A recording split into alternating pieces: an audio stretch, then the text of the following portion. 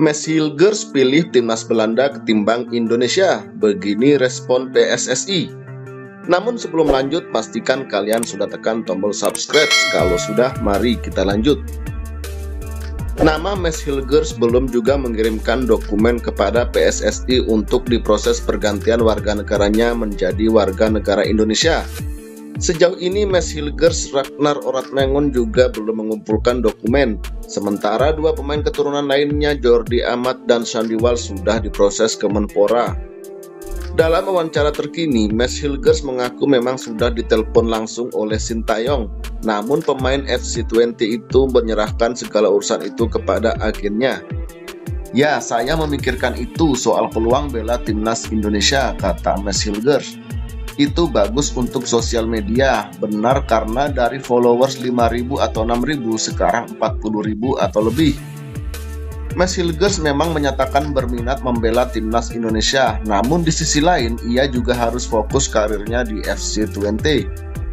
"Saya menaruh perhatian untuk Indonesia karena separuh keluarga saya Indonesia," ujar Mes.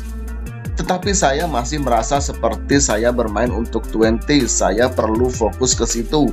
Saya hanya mengikuti alurnya karena di Belanda saya hanya mes. Tetapi ketika tiba di bandara Indonesia mungkin akan sibuk," tambahnya. Dengan jawaban Mes Hilgers yang tidak memberi kepastian, maka nampaknya ada indikasi bila ia masih menunggu panggilan timnas Belanda. Penampilan Mes Hilgers bersama FC20 memang menjanjikan karena ia berhasil masuk Team of the Month Januari 2022. Atas adanya indikasi ini, Esko PSSI yang mengurusi 4 pemain keturunan Hassani Abdul Ghani buka suara. Menurutnya ia memang tidak bisa memaksa pilihan Mes Hilgers bila memilih timnas Belanda.